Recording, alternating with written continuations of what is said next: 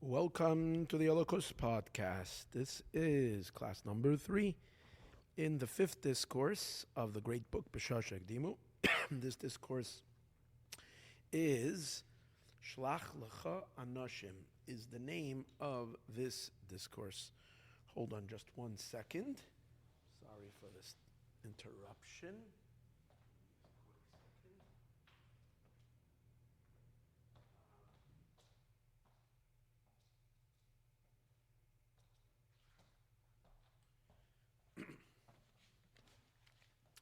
Okay.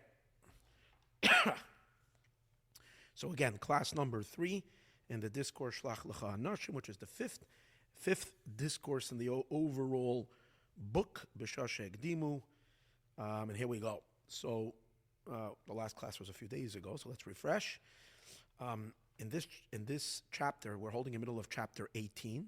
This is the third class, also in chapter 18, in which he is based on the concepts that we learned earlier, how even in the kav, the thread of light, the oiros, the lights in general, which are all emanate from the kav, which the kav is the beam of light that breaks through the tzimtzum and introduces divine energy into the black hole that's post tzimtzum. So when we trace all of that back into the infinite light of God that's before the tzimtzum, even over there's already the light, the Or Ein Sof that's before the tzimtzum. Even before the tzimtzum gets, we might say, narrowed or dimmed a little bit, the moment there is an awakening and a desire to create worlds, whatever that means, the moment, but on the level or in that dimension where there is a desire, aliyas haratzon, a desire for worlds, that already narrows the lights in the sense that it produces already what we call esses spheres agnuzais. And these 10 hidden spheres that are in the Or Ein Sof are the source of the kav, and therefore this is considered shayresh hagvul, the root of limitation, not to confuse that with a far more shayresh hagvul, a much stronger source of limitation. That's the reshimu, the koyach hagvul that's in the Or Ein Sof. That's the source of the kalim. Here we're not talking about the source of the kalim. Here we're talking about the source of the vessels. Here we're talking about the source of the lights. That too has a certain narrowness and already a little bit more of a tzi, or a little bit more of a definition, as opposed to the real inside or the higher element of the Or Ein Sof. We're over there at best, even though we do mention spheroids, but the spheroids over there, the attributes over there, are spheroids in Kates. They're infinite potential, infinite spheroids, and each sphere is in a level of absolute pshitus, and they're all the same.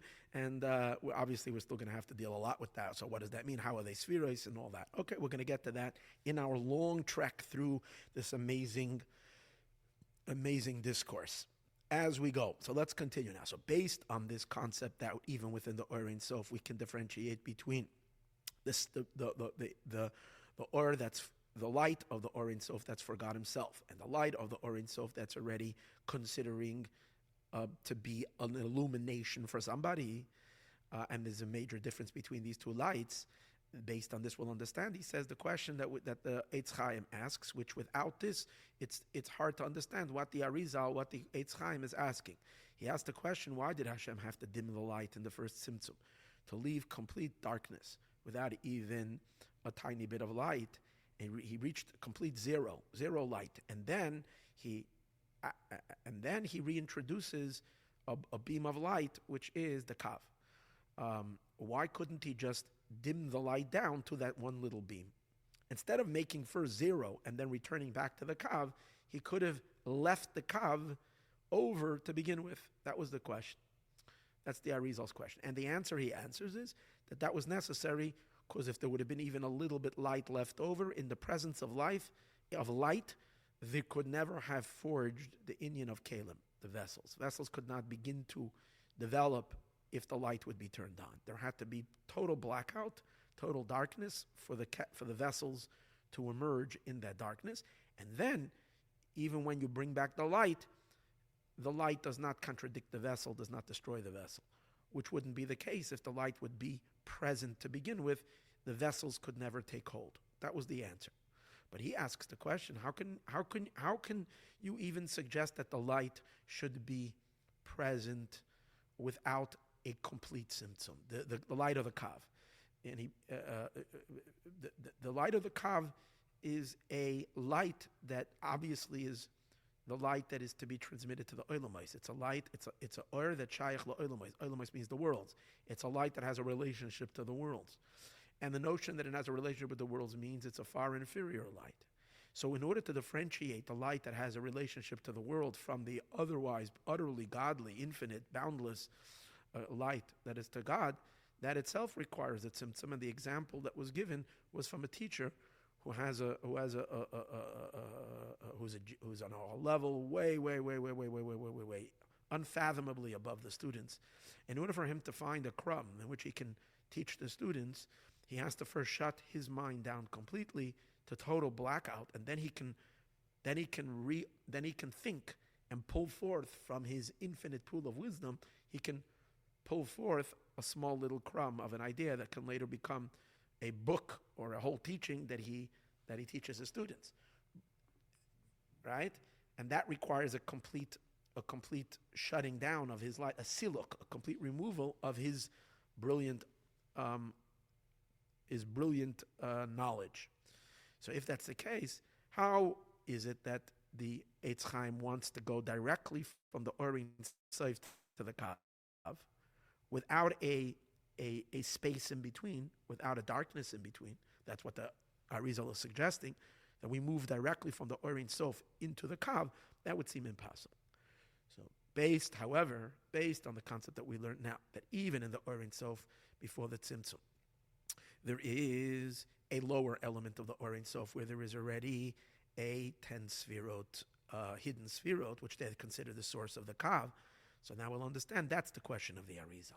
Since within the Orin Sof there is already a Shoresh, there is already a source for the students, for the Kav, which is the Seichel of the student, which is the intelligence that's going to go to the Olamais. All of creation is considered the student in this analogy. So there is a source, and the example we gave earlier was like a teacher whose mind contains within it his infinite depth, the mind, the great grand ideas of the teacher that students can never ever even begin to understand, that he wouldn't even begin to teach them. But that teacher also has within his mind, before he even teaches the student, ideas that are more relatable to a lower recipient. In that case, you don't have to go to total zero in dimming the light completely, because the concepts that are relatable to the student are present already. And for that reason, all you would need to do, you have to hide the light completely, but you would have to hide the higher teachings and the higher ideas. The higher brilliance has to be hidden, but the lower ideas, they can remain. And then from them, pull forth the lesson that he's going to teach the student without having to go down to total zero. That's the answer. I mentioned last week, I don't understand. I have a question here, but let's try to read first inside, and maybe with God's help, I will understand it before I even have to present the question to you, and then be true, because I still don't have an answer. So let's see. Let's go back a couple of lines. This is in chapter 18. Based on what we said before, we can say, there is a source and a root to the light of the Kav, but Orein Sof and the Orein Sof shalifnei tzimtzum, that in the Orein Sof before the tzimtzum there is A and B. A is the light of the Orein Sof that is for God Himself. B is once God desires within the Orein Sof, He desires a creation, and therefore there's a secondary light within the bigger light, and that secondary light contains hidden 10 spheres. It's still Ein Sof, but it's still considered grade B, if you might say. So, and that's called the Shoirish HaKav Ba'orin Social Lifnei Tzimtzum. Then S, the Spheres HaKanuzois, and these are the 10 hidden Spheres. She'ein Ze B'chinas HaAtzmos the Orin Sof. This is not the essence of the Orin. Let's say we'll call it a ray of the Orin Sof. There's the Orin Sof itself, and then there is a ray of the Or itself is a light, is a ray, but this is a ray of the Atzmos of it's not the essence of the Orin Sof. How believable. Rak Masha Klulim Ba'orin Sof. These 10 spheres, which they are already the secondary level of Orin Sof, they are hidden in the Orin Sof. Of course, A swallows B. but B is there already. So then what the question there would be, and according to the B that's included in A, the light of the Kav is not something totally new. Remember we said that the light of the Kav compared to the Or Ein Sof is both Yesh Me'ayin, something from nothing, something totally inconsequential, something totally new, something that doesn't even have a beginning of a beginning of a beginning of a beginning of an existence in the Or Ein Sof. But on the other hand, we also say it's really just the revelation of a hidden potential. So which one is it? So we explain. The light of the Kav, depending in the Or Ein Sof, to what we are comparing it to. If we are comparing it to the Or Ein Sof A, Or Ein Sof as it stands for itself, then yes, then the light of the Kav is something new. It's like we say, V'chachma me'ayin timatze. The chachma comes from absolute nothingness. It has no source at all. It's totally a new thing. However, because above that level, there's no 10 spheres. There's spheres and kates. There's without an end spheres. Why these 10 spheres? This particularized light that has a potential only for 10 spheres is very designed. It's very compared to the purity of the Or Ein Sof that has no definition whatsoever, and it's utterly simple. However, to the nether part of the Or Ein Sof, where there is already 10 hidden spheres, albeit, yes, that those spheres are not pronounced, and the Kav looks like a total new thing, but it's not a total new thing. It's only a potential that was there that has now manifested and now come out into the open. So if this is the case, Imken Yutzdak, now it will make sense, Hakushya. The question, we'll understand why the Eitz Chaim is asking the question. The Eitz Chaim is asking, why did the light have to disappear completely? It would have been enough. That only the light that's B'Pchenas Ein Sof should be hidden via Oir HaKav. And what should be left over is the Oir HaKav. What does that mean? Hanimshach, that is drawn, that's drawn from the 10 hidden spheres of the Or Ein Sof. And that you never have to block it out completely.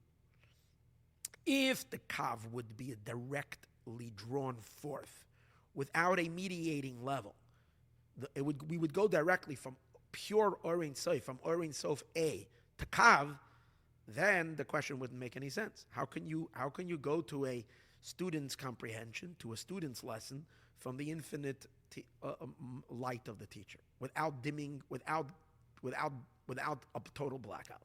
And for sure, you would need a total blackout. But once you say that in the mind of the teacher itself there is swimming some inferior ideas, so from those inferior ideas you could have just dimmed the light. So what would mean is like this. In the higher, in Or Ein Sof A, of course you have to shut that down completely. But in Or Ein Sof B, that you could have left over. And from there, pull the light of the Kav. If the tzimtzum wouldn't exist at all, then you couldn't have the revelation of the Kav. When the higher level of the Or Ein Sof, the light that's really bli gvul, then you don't recognize at all the light that's gvul, which is the Kav, or you don't even recognize the hidden 10 spheres hagnuzais that are hidden in it are not discernible at all. Because when the Or Ein Sof before the tzimtzum was in full display, in full revelation, so then the 10 hidden spheres were betelim legamri, were completely nullified and non-detectable in the Or Ein Sof that is limitless. Similar to what we said regarding the Rishimu. And like the ray of the sun while it's in the sun. Because of the light of the substance and the essence of the sun, Shemeir Sham, that is shining over there, you don't even notice this at all. Like it says in Sefer Tanya in the second chelik, in the second portion, in Shara Yichud Vamun, in the portal of unity and faith, in chapter 3, I think, in Perek 18C, the Alter Rebbe explains how the ray the ray of a sun, while it's in the sun, you don't notice the ray, you only notice the sun. So if the infinite light of God would be fully present and open and revealed, you couldn't possibly detect the ray that will later be the source for the Kav, which is the 10 hidden spheres. That's already a narrow, dimmer light. That's why you needed to have the concealment of the Ein Sof in order to reveal the 10 hidden spheres.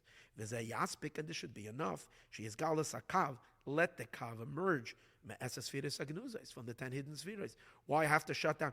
It implies that every bit of light that was before the tzimtzum was taken away. Even the esespheres agnuzais, even there was nothing left from the Or Ein Sof. There was just plain total blackness, total darkness.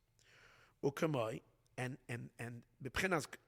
this concept that you don't have to go completely zero when you're to leave over a source for something. You don't have to go to totally zero. We find that by the Rishimu. Just like the source of the Kalim, which come from the Rishimu, what happened? Hashem didn't erase the paper, remember the example of Rishimu is that that an erased paper, and then you have little traces left over. Now, by a human being, when we erase a paper, we don't have control, because we don't have the power to erase completely. So when we erase, or maybe we don't have the power, or maybe it's efficient. We erase a paper and then we rewrite or whatever. It's good enough. But if we really, really, really didn't want anybody we don't want a FBI forensic expert to be able to discover the hidden, what was once written over there, and you better believe we're going to use the most intense powers, whatever it takes, chemicals and who knows what, to wipe away even the trace of a trace of a trace. There should be nothing left. So God, obviously, if we say that God erased the light and then there were traces left over, it was intentional. It wasn't that God couldn't remove the light completely. But yet we know, the Arizal says, that there was Rishimu left over. With these traces of light, they're the source of the Kalim. And the reason why God didn't take them away completely, because it wasn't necessary. Because these lights are not, the Rishimus they don't interfere with the production of the vessels. Quite on the contrary, we need them for the production of the vessels. So God never erased them.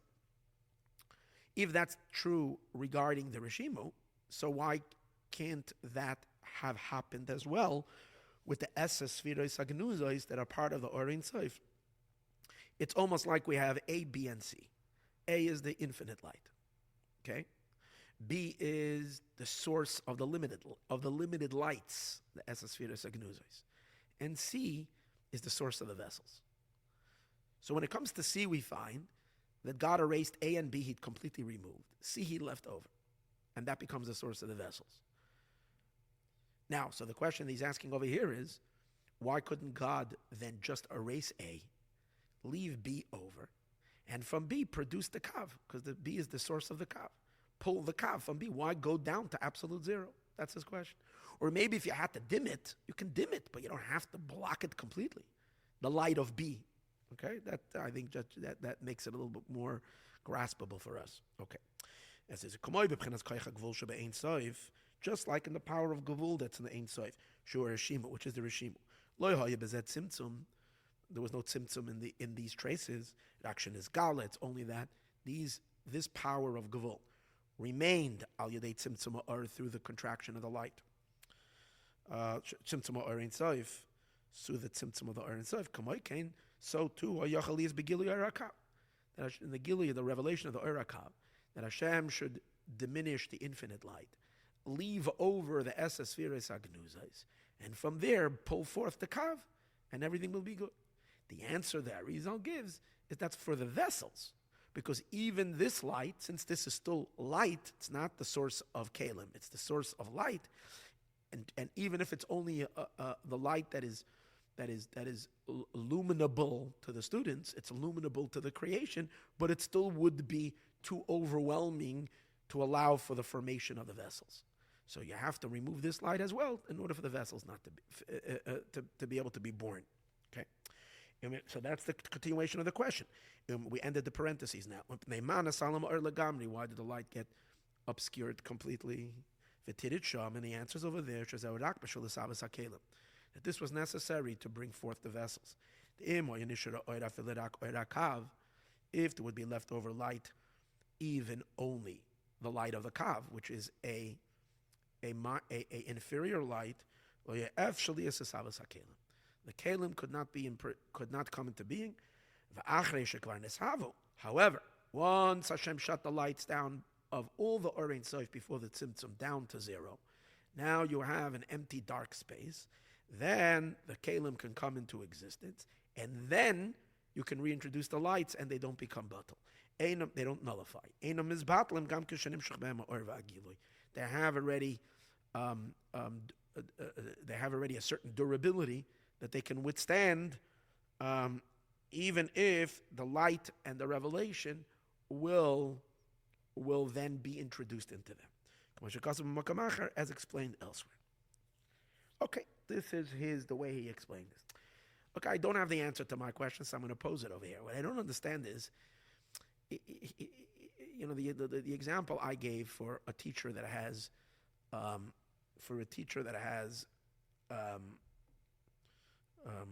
minor ideas in his head, and therefore doesn't have to remove his mind completely in order to create a lesson for a student, was I gave an example of a person who was a very pretty average individual who did not have brilliant mind. Maybe, if anything, he had like a mediocre scholarly mind. But because he did a certain mitzvah and he did a certain thing, suddenly Elijah the prophet revealed himself to him and started teaching him Torah, and suddenly he blew his mind up and explained to him ideas that are like completely, took him into a whole different level. In other words, metamorphosized his head to reach his intelligence, to reach a whole level that is completely beyond the ordinary human intelligence. So then we can say a person like this, he contains within himself memories of old simple ideas that he once learned, and therefore from those ideas, he would not have to block that out in order to give a lesson. This particular person, you can bring him into an ordinary classroom and he can give a lesson without this whole blocking of the light of his intelligence. However, when it comes to someone who is a born prodigy, and let's say he's born already on top of the mountain, from the day he starts thinking, his mind is just blowing things up. He's a completely different. So a person like that, all he has in his head are his advanced way of thinking. For him to be able to, if you invite a teacher like that, him or her, to a classroom, then they were going to have to block out their entire mind in order to find a kernel of an idea that they could teach to the students. So my question is, which one would the Or Ein Sof be compared to? The Or Ein Sof with the 10 spheres, is it to someone who from the very get-go has small ideas and big ideas? Or, we would think that in our case, we're starting with God. We're starting with Or Ein Sof. We're starting with Pashat Betachlis Apshitis. We're starting with utter simplicity.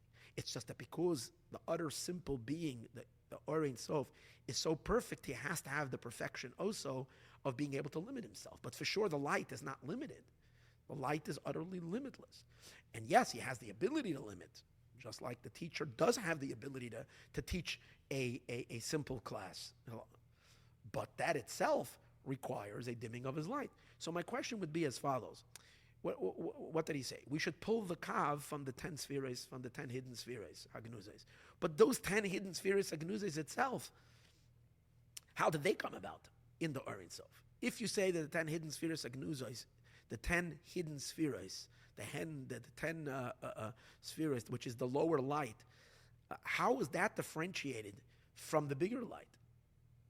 When that needed to be produced, then God, what I'm really saying is, good, I understand why the kav can come from that light without an absolute symptom based on his explanation. But the question is going to go up a notch. How does those 10 spheres hagnuzos get separated from the Or Ein Sof to begin with? In other words, there should seemingly need to be a tzimtzum rishon, not before the kav, but before the 10 spheres hagnuzos come up. In other words, at the earlier stage of this whole process, shouldn't we need to have a tzimtzum rishon, the first tzimtzum? What we might say is like this: before God has an alos haratzon, a desire to want creation, he should first need to conceal his light completely so that he can have such a will, which is the source of limited lights. Or maybe together with that will should come immediately a tzimtzum. What I'm basically saying is you're just kicking the ball a little further. In this case, not further down, but further up. You're kicking the bucket higher. You're asking the same question. So you answered me now that the kav can come from the hidden sphere, Esespheres Hagnuzos, because the Esespheres Hagnuzos are already a source for the kav, not in a way of complete removal, and that's why a stage B can be a source for the kav. But my question is, how do you even have stage B to begin with from A? Now, the fact that it exists is not a problem because the Or Ein Sof includes everything. But just like we said, a teacher, the brilliant teacher, in his brilliance contains small ideas, has within him the potential for small ideas. It's just not differentiatable. The seichel hatalmud, the seichel, the intelligence of the student is not differentiatable from the vast ocean of knowledge of the teacher. If that's the case, how does that happen within God Himself without a tzimtzum? You still would require that first tzimtzum, and we know we don't. There is no tzimtzum harishon between the Or Ein Sof and the Esses Sfiras Agnuzais. There's no tzimtzum harishon before that. There's no tzimtzum. The tzimtzum happens after the Esses Sfiras Agnuzais, before the kav. So what would that mean? The way I understand it, that means like this: the 10 hidden spheroids, the Esses Sfiras Agnuzais, before the kav, okay, before the tzimtzum, they are designated territory. It's designated real estate in God's mind, in God's brain, in God's infinity, in God's mind, infinity, that is designated already to the creation. It's a lower form of light. It's a light already predisposed to definitions, but it's still one with the Or Ein Sof. When does the differentiation start? When Hashem emanates the kav. The kav is the separating it. It's like the teacher who separates the simple idea from his vast knowledge. And when does he have to block his mind? When does he have to go to a complete darkness in his own head? Before he separates that designated teaching to a student. So, and that's why the tzimtzum harishon happens before the separation of the kav. That's when you're separating this light from that light. So then what's the answer? You're giving me an answer that the source of it is in the 10 spheroids, in the hidden 10 spheroids, and God could have just removed Or Ein Sof A and left over Or Ein Sof B, but how do you differentiate Or Ein Sof B from Or Ein Sof A to begin with without a tzimtzum? And obviously that's what God is doing right now when He's emanating the kav. That is the separation of Or Ein Sof B from Or Ein Sof A. And if that's the case, how would you do that without a tzimtzum? And if you say God can do anything, then don't give me an example of a teacher.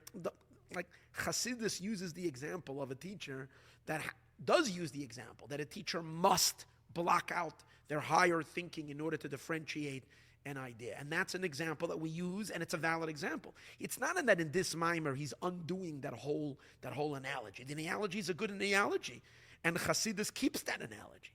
But if that's the case, so then all you've done over here is kick the bucket up a little higher to ask the same question on a higher level. And if you're going to say that in the higher level you don't ask that question, why? Because over there you're not yet separating it. That's the way I understand it, because the 10 spheres like nuzais are not separatable from the higher light. When is the separation happening? When the kav is going to be now emanating towards the worlds. That's a separation of it, and that's why the tzimtzum has to happen on that point. So what was the answer? So I don't understand, and it troubles me that I don't understand. Maybe someone who's listening to the class will have an explanation, and now I will admit that I didn't spend hours upon hours pondering it. You can imagine that I would lock myself up in a room and have a big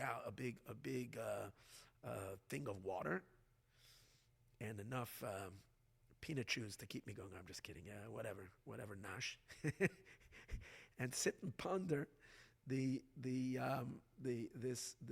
idea, but I don't have the answer. Maybe I didn't ask anybody, so maybe I'll ask some of the great scholars that are much smarter than me and see how they can explain this. Okay, let's leave it by my question, and we're going to continue next class. Omna Madai and Tzarech Lahav, and it's going to be class number 4.